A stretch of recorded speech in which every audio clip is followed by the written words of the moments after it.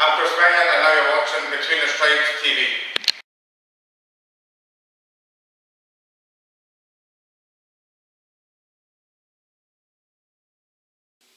Hello everyone, and you're all very welcome to the pilot episode of Between the Stripes TV. I'm your host and the founder of Between the Stripes, Kieran Berg, and I'm delighted to welcome you to today's show. Before I tell you a little bit about what you can expect to see on today's show, I'm just going to give you a little run through the project of Between the Stripes for those of you that mightn't be fully aware about what we're about here. So Between the Stripes was set up by myself in January 2016. Originally it was just a simple blogspot account.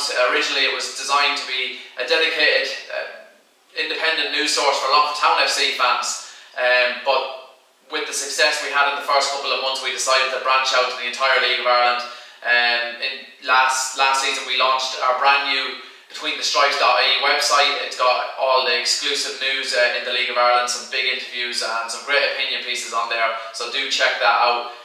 Between the Stripes LOI podcast is probably what we're best known for. Myself and Jonathan Breyer are the hosts of that each and every Wednesday during the League of Ireland season, and we actually have a Christmas special coming up this Wednesday, the 19th of December, I think I'm right in saying. Some cracking guests going to be on that. We've got Harry Kenny, Dylan McGlade, Alan Murphy, the Galway United manager, Pat Flynn, and James Rogers, who's Irish Times journalist and Dundalk FC supporter. So a cracking show coming up there. Make sure you check that out. Subscribe to us on iTunes and whatever your favourite podcast outlet is. But in terms of Between the Stripes TV, today's episode, it's coming from somewhere that you wouldn't necessarily associate with the League of Ireland. The episode is coming from Cootehill in County Cavan. We were invited up by Dean Arrowsmith. Thanks for the invite, Dean, to cover Dundalk FC Legends against Cootehill. It was a charity match in aid of the Cootehill nursing home, so a great event, and there were some great names involved. John Gill, interestingly, was the manager of the Dundalk FC Legends team. A lot of speculation about his future, maybe a return to Dundalk for next season after Stephen Kenny's departure.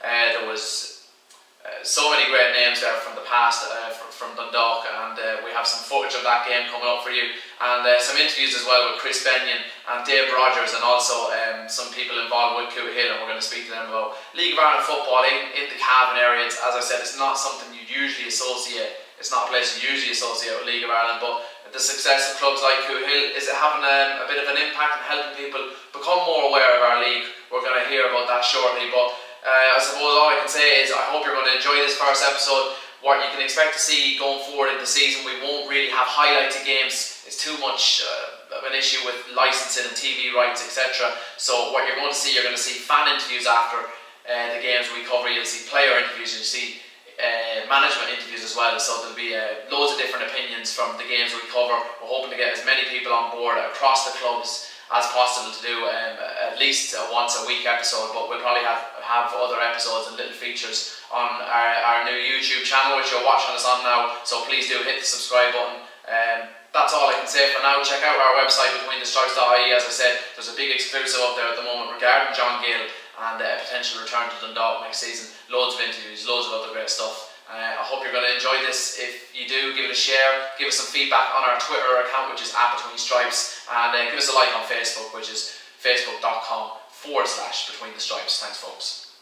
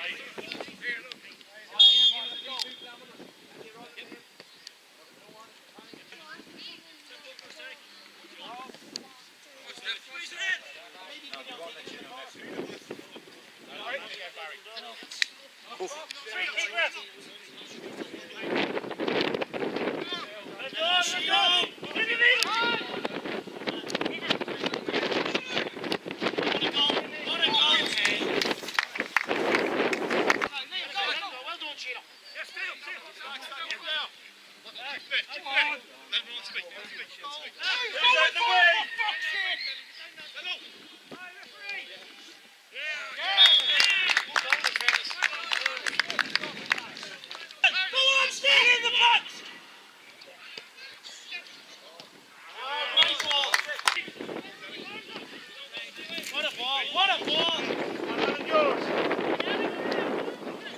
That's excellent. Oh, look. Time, Derek. Time, Derek. Oh, he's got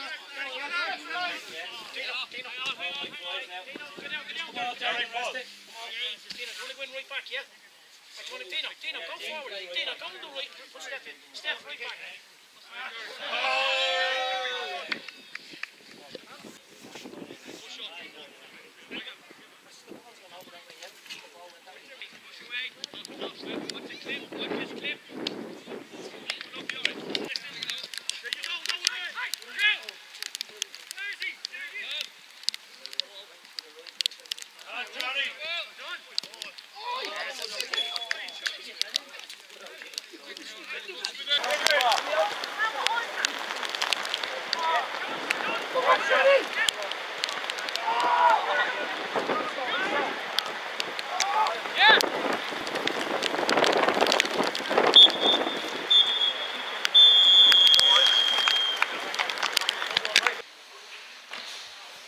Okay, so I'm delighted to say I'm joined here now after the Dundalk FC Legends and Cootehill Legends match by a Dundalk legend, Dave Rogers. Dave, thanks for joining us on Between the Stripes TV. Thank you, Kieran. Great to be here. So a few years away from the game, the joints a bit sore after that?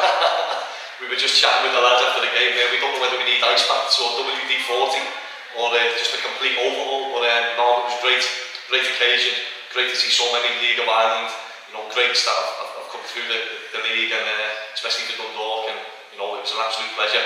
The weather wasn't too good, but being around the lads again was fantastic, and a great experience. Yeah, and a great turnout considering the conditions out there, so that's a bit of an experience for everyone, I suppose. It was a great turnout, and especially quite a few fans have turned up with the weather being the way it is, and being so close to Christmas time. A lot of people probably went in on Christmas shopping, but no, it was fantastic. Great cause, great turnout, and great to get the roots back up. And Dave, everyone remembers, I suppose, you from the league at Dundalk and several other clubs. What have you been up to the last couple of years, I suppose, is the big question. Yeah, listen, I've been concentrating on qualifying on my coaching badges. I'm ready to start my way for pro licence now. The last 5 years I've been lucky and privileged enough to be academy manager for Liverpool International. Been based in India, South Korea, currently in the USA. I've been managing at Indian Super League level as well. Had a great experience as assistant manager with the Indian national team. So yeah, I'm just plodding along nicely. Like I said, it's being a Scouser and having the privilege to work for a club as big as Liverpool. It's been phenomenal. And you're certainly travelling the world through football, so. I am. I've got quite a few stamps on the passport, but I'm just plodding along. I've got good ambitions of where I want to get back into. I do want to get back into management, but it's all a process. It's all about taking an opportunity at the right time. But I'm still learning, still developing, and loving what I'm doing. A proud Scouse man, so by the time this is uploaded, this could be a silly looking prediction, but we need a prediction for that game tomorrow between United and Liverpool. I'll give you the prediction. I won't sit on any fences. I'm going to go Liverpool 3, Manchester United 0. Why doesn't that surprise me? Dave, been a pleasure. Thanks very much. Thanks, Kieran. Cheers. So I'm delighted to say we're joined on Between the Stripes TV now by our good friend, former Longford Town goalkeeper and a Dundalk FC legend according to the team sheet today. It's Chris Bennion. Chris, enjoy that run out? Yeah, enjoyed that. Apart from the bloody weather. No clean sheet though? Unfortunately not. Tried my best, but and it was good to get one run out. It was good cause for the rest of the lads and the team up there, so good to get involved. And currently the goalkeeping coach of Bohemians, will you be staying in that role for next season? I will be, yeah. We're going to stay with Keith and Trevor, and as I say, another big year, see we can obviously push on from last year. Unfortunately lost obviously Sucks and County Cavan left as well. So again, it's a new challenge between your goalkeepers come in, but look, that's the way the League Ireland is, unfortunately.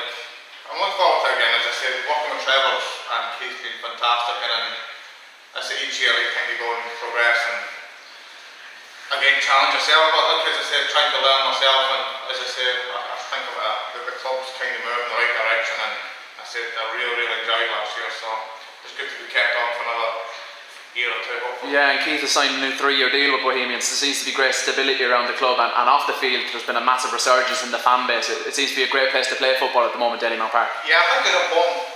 Again, what the club are looking for. As I said, Keith's been fantastic. I just say he's got a fantastic background with Trevor, and I said the two of them I think are a fantastic combination. Trevor's training sessions and his coaching methods are like I'd say have to be the best in the country, I think. So, and Keith's management and his whole management and structure and the commitment he puts into the club is fantastic. So it's nice to see the reward the two of them getting back. And as I say, obviously decided to keep myself on, and it's pleasing, as I say. So it's good for the club, and I think it's the same with management and players with merry-go-round. I think it's not, as I say, good for stability wise, but then now you've got a club back and the manager, hopefully they're trying to keep players or attract players. It's not easy, but it's good. And two of your former clubs, Longford and Shelbourne, they're shaping up for a big push for the title next season, but particularly Shelbourne, they've made some fantastic signings. Do you have a fancy for the first division this year? Yeah, look, it's going to be a tough decision. As I say, all the teams are going to, you're looking to break into to qualify for Europe and so on and so forth, and it's going to be tough with Dundalk again, and Cork and Shamrock Rovers are strengthening very well as well. So you look at past new manager Slive obviously taking Liam Buckley down. As I say, it's going to be tough outside that the top two, and as I say, you would like to hope to try and progress on from last year. Hopefully get a cup final and push into Europe. I think the fans in the club deserve it as well, and as I say, as much as the players. But again, I think we're going to have to be a bit patient as well at the start of the season again, because we've got a brand new team. So it's obviously documented we lost a few players, and as I say, Keith's obviously rebuilding another squad, and as I say, it'll be tough to just get them going again, and I say then push on, but like, we should be okay hopefully. I get the sense from you you're still very disappointed that you didn't make the cup final this year. Yeah, it was disappointing not to get to the cup final. Look, if you look back and look at the game, like people say you missed a chance at home against Cork, because I thought we were fantastic in the last half of the season, after the mid-season break. We came back and we pushed on, and disappointed for the fans and the players and the club not to get there. But look, we gave it our all and went on a good run, and we just unfortunately failed at the final hurdle to get there. And it would have been nice in the form that we're in. We were playing very, very attractive football, which I think the fans will appreciate, all the lads' hard work, etc. So unfortunately, we just have to kick on now again this season. Chris, brilliant. Thanks for joining us, and have a Merry Christmas. Same to yourself now. Okay, so we're joined here now on Between the Stripes TV by Gerry Arrowsmith, who is involved here with Cootehill Harps. Gerry, a great occasion for the club tonight. Terrific, it was great. Pity that the weather was against us tonight, because we were hoping to make a good few pounds for the old folks in the town. Again, it was our 40th anniversary, and we were delighted to have everybody here. Me as a football fan, the fellas that we got down, like to thank them. It was great to see fellas like that playing. Yeah, and the facilities here, I heard John Gill saying, you know, some Dublin clubs in the big leagues wouldn't have facilities like this. He must be very proud of that fact. We're totally proud of it, but it's a lot of hard work now, and it's ongoing over the last couple of years. We still have 9 years to play on the pitch out there, but we look after it well. That's why we ask people to wear the studs and what do you have, the blades, just to make sure that we keep a good eye on the pitch. And how much preparation went into hosting this event tonight? There was a lot. It was something that I spoke to Dean about, and we were trying to figure out what was the best way to celebrate 30 years in Cootehill and 30 years of Cootehill Harps, and we thought this was a fitting way. We always did sponsorship for the old folks. We used to play the game on St. Stephen's Estate, but we decided that we'd try it a wee bit earlier. And obviously everyone can probably pick up your accent there. It's Dundalk, I'm very proud of it, but how have you become involved with the club down here? Well, actually we started it off with a few people, and we started off it was the LMC at the time, and we started off before Christmas in the first season. We never won a match, and we ended up second in the league, We never lost a match after Christmas until the end of May, and we ended up second in the league, and it was a great start for us. We had some great players down through the years. And tell me about football in Cavan. It's not really an area. I went to college myself up here and trying to get a conversation about League of Ireland going. It's not really going to happen. It's more about your Man United, your Liverpools, and obviously GAA is massive here in the town as well. But do you feel League of Ireland maybe is something people are becoming more aware of in these parts? Yes. What do you call it? At this moment in time, I'm involved in the CMUL, as I'm after saying. I'm vice chairman of that. But I'm also on the open committee of the Monaghan United Cavan partnership, right, where we have all of our ages up to the age of 19. We're actually starting with 13s this year. We have 15s, 17s and 19s, and hopefully we progress from there. Most of the games are down in County Cavan, some of the games are here, but we're starting to put ourselves on the map. We used to apologise for being a soccer, or looking at soccer rather than, but not anymore. I think that we're strong enough to push on a wee bit. And finally, you're a massive Dundalk fan. What's the feeling on Stephen Kenny's departure?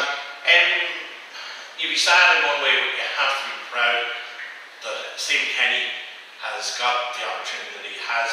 I spoke to the man a couple of times. As you know, Dean would have had a big connection with Dundalk.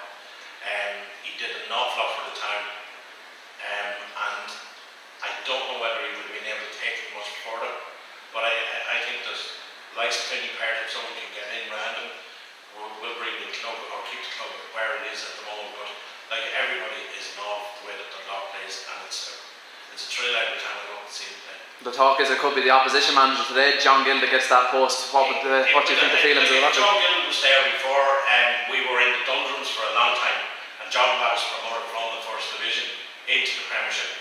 I know that he probably left on bad terms at the time, but I think most of the fans love him, so I don't think there'll be any problem. As long as you've got the likes of Billy Part, Rory Higgins, Stephen Williams, if they all stay on board, there's not much that's going to change except for the man at the helm. Gerry, absolute pleasure. Thanks for joining us. No, thank you.